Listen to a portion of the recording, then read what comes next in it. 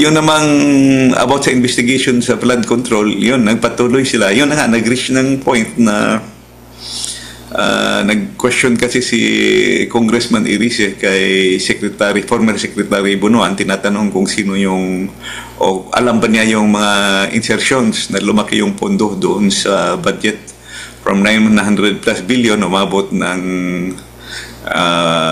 900 billion, umabot ng 1.08 trillion yung budget ng DPWH. So ang sagot ni Secretary Bunuan, hindi niya alam yun, no? Hindi nagkonsulta sa kanya yung BICAM. Yun ang point ni Congressman Irice, bakit hindi natin ipatawag yung former chairman na si Saldico at saka yung sa Senate na si Senator Crispo para mag-explain, no, kung anong ginawa doon sa Bicameral Conference Committee. Na ako naman ay nag-second, no? Nag-motion na ipatawag si former chairman Saldico. Bakit sila nag-oppose? Kung wala tayong kinatatakutan, let him explain. Kung wala kayong tinatago, ilabas yun na si Saldico. Yun ang mahirap tapos sasabihin natin, we will investigate.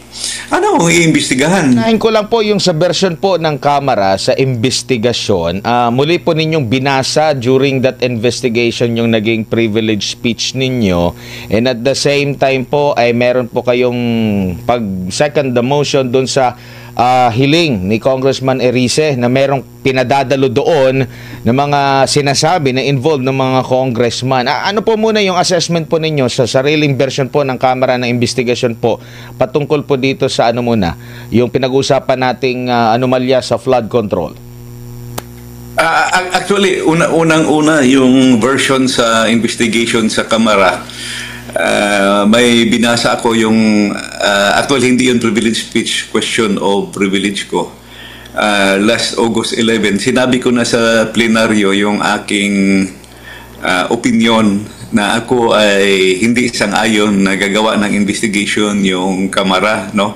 Walang maniwala sa ating impartiality because we all know na pag-iimbestigahan natin yung mga kasama natin because as reported may mga sangkot na mga kongresista na mga contractors. So yun yung aking punto doon. So ang suggestion ko nga, why should we proceed? Why not create an independent body or allow the Ombudsman or the Commission on Audit to conduct the investigation? O suggestion ko, pareho sa Hong Kong na very stricto at pareho sa Singapore na meron silang independent anti-corruption body na walang political pressure, no? Parang independent talaga. So kung ganon, mas maganda yung takbo because whether we like it or not, yun ang sabi ko doon sa aking speech doon sa plenary at inulit ko, whatever is the result, kung in favor man or against o kung may i-accuse man tayo o sabihing walang kasalanan ito, walang maniniwala sa atin kasi kasalanan natin yan. Kasamahan natin yan, no? Kasamahan natin yan. So, mahirap na. So, yun namang about sa investigation sa flood control, yun, nagpatuloy sila. Yun na nga, nag-reach ng point na nag-question kasi si Congressman Irice kay former Secretary Bunuan, tinatanong kung sino yung, o alam ba niya yung mga insertions na lumaki yung pondo doon sa budget from 900 plus billion, umabot ng 900 billion, umabot ng 1.08 trillion yung budget ng DPWH. So ang sagot ni Secretary Bunuan, hindi niya alam yun, no? Hindi nagkonsulta sa kanya yung BICAM. Yun ang point ni Congressman Irice, bakit hindi natin ipatawag yung former chairman na si Saldico at saka yung sa Senate na si Senator Crispo para mag-explain, no, kung anong ginawa doon sa Bicameral Conference Committee. Na ako naman ay nag-second, no?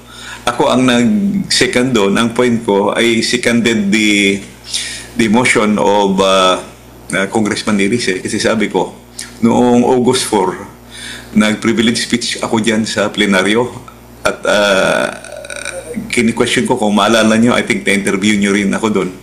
Ang daming questionable ginawa sila sa automatic appropriations. 14 special laws kanilang inamindahan, kanilang dinagdagan yung mga naka-earmark na revenue na hindi pwedeng galawin dahil mayroon ng pondo na nakalaan para doon. So ang sabi ko noong August 4 na speech ko, the 2025 budget is the most corrupt budget ever passed in the history of Philippine Congress. Since August 4 hanggang doon sa aming hearing kahapon, ang nangyari, which was September 2, no? From August 4 to September 2, wala man lang nag-dispute, wala man lang nag-deny na nagsabi na hindi totoo yan. Sinabi ni Kong maganda yung during, i-explain ko na during my time, pag may marinig kami na gano'n, question sa previous budget, for example, previous budget na kung ako ang nag-sponsor, tatayo talaga kaagad yung former chairman. Tatayo yung former chairman kung ikaw ang nagbasa at sasabihin, i-explain kung ano nangyari. Ito ngayon, pinabayaan lang, walang explanation, walang na-explain. So, yun ang sabi ko, kahapon, medyo tumaas nga yung boses ko. Sabi ko, hindi ba ninyo kayang i-refute yung sinabi ko? Hindi nyo ba kayang i-question yung sinabi ko na yung 2025 budget, yung pinaka-corrupt na budget? So, ang ibig sabihin yun, kung hindi nila kayang salungatin yung sinabi ko, ang ibig sabihin, totoo na corrupt yung budget. Kaya nga, mas maganda kung maka-attend sila sa investigation para ma-explain nila kung ano yung point nila. No? Hindi naman ako nag-accuse na sila ang may kagagawan, pero being the head, as chairman, may command responsibility, sila dapat ang mag-explain kung paano pumasok yung mga insertions. So yun yung aking punto kahapon na MJ at saka Advar. Opo, kumbaga patay mali siya lang ba sila? Dahil ang gusto nilang malihis yung issue na yun. At mapag-uusapan lang itong flood control project lang para medyo, alam mo na, hindi matouch yung 2025 budget sa kabuuan na nabanggit nyo nga po, pinaka-corrupt na budget.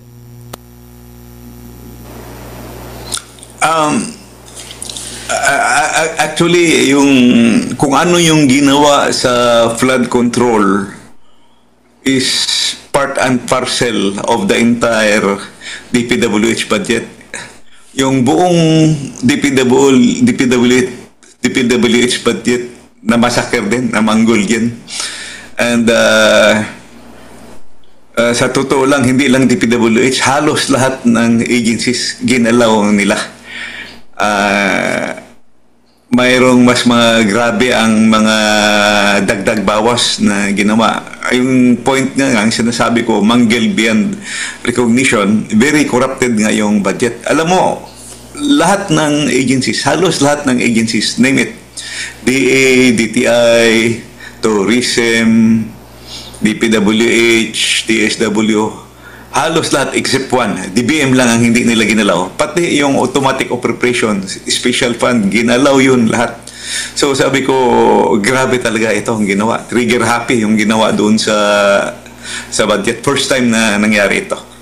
Opo, nabanggit ni Majority Leader Sandro Marcos na parang hindi dapat na mag-imbestiga dito itong Kamara kasi nga naakusahan na possible involved dito sa mga anomalyang flood control projects, pero yet naituloy pa rin po, Congressman. Ano po kaya? Kasi ang dating dito ng taong bayan, parang ano pang silbi dyan? Kayo yung inaakusahan tapos kayo hindi nyo nga maiharap yung mga napapangalanan na ng mga possible na mga involved, napapansin din na parang nililihis, parang sige, i-invite na meron pang isang panayam sa telebisyon ng isang kongresista din dyan sa Maynila na bakit hindi maimbita o kasama ba sa iimbitahan si Congressman Ko, sabi niya, nakapokus daw sa 15 na mga malalaking contractors as per sinabi ni dating ni Pangulong Bongbong Marcos. Pero yung 15 na yun, kasama yung kumpanya na sinasabi na ang may-ari, pamilya ni Congressman Ko. Parang ganun, pero yun nga, bakit na ituloy kaya ito, Congressman? Ako ay nagtataka din, no? Pareho tayo. Kahit doon sa Kongreso, may mga nagtatanong din. Yung mga kuro-kuro, nag-usap-usap kami. It's not really good kasi katulad kahapon, may sitwasyon na nag-motion na ipatawag si former chairman, Saldico. Bakit sila nag-oppose? Kung wala tayong kinatatakutan, let him explain. Kung wala kayong tinatago, ilabas yun na si Saldico. Yun ang mahirap tapos sasabihin natin, we will investigate.